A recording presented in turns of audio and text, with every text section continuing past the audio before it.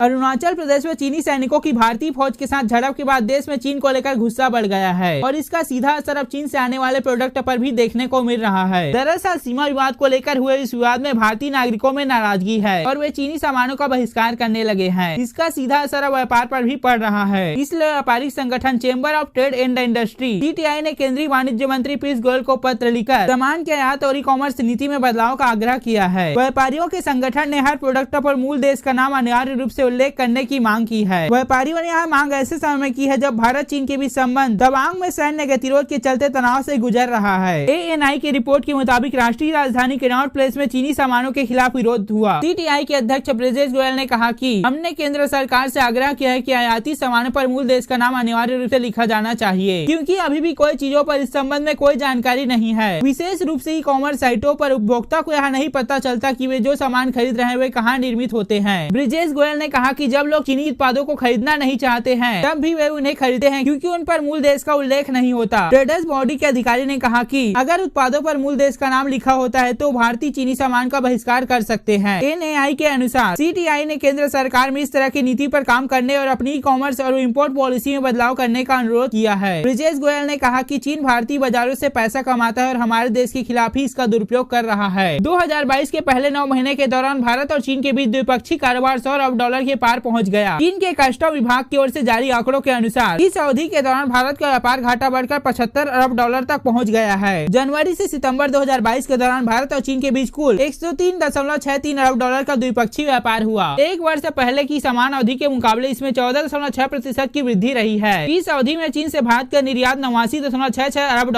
रहा। इसमें 31% की बढ़ोतरी हुई है। वहीं इस अवधि में भारत से चीन के लिए केवल 13.97 अरब का निर्यात हुआ और इसमें 36.4% की गिरावट रही है। ऐसे में भारत का व्यापार घाटा बढ़कर $75.69 रहा, जो भारत के लिए चिंता का विषय है।